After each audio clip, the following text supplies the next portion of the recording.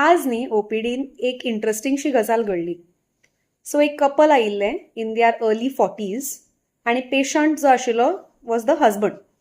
So ताजी complain आशिल्ली की ताका लागींचें वाचतना दिश्टी पडना. बेजिकली तो रिडींग क्लासिसा खातीर आयिल्लो. सो ताका चॅक करना फुडें ताका हांवें रिडींग क्लासीस बी प्रिस्क्रायब केले आनी जस्ट बिफोर लिव्हिंग तो आपल्या बायलेक पळोवन म्हणपाक लागलो आमी आयल्याच न्ही जाल्यार तुवें आपले दोळे कित्याक चॅक करून घेना. सो ताजेर ती बायल म्हणपाक लागली की ना म्हाका कितें इशू आसा, म्हाका कांय प्रॉब्लम ना, म्हाका सगळें दिश्टी पडटा, हांव मॅनेज करता, म्हाका नाका चॅक करपाक.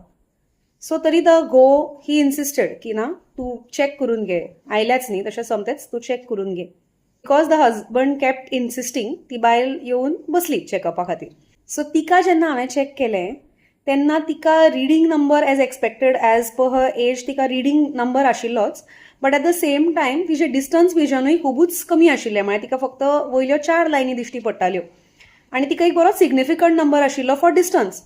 सो ताजेर हांवें तिका विचारलें तूं हाजे पयलीं केन्नाच तुजे दोळे चॅक करुना. सो ताजेर ती म्हणपाक लागली ना हांवें दोळे चॅक करुना, आय एम मॅनेजींग, म्हाका कांय इशू सो जायना.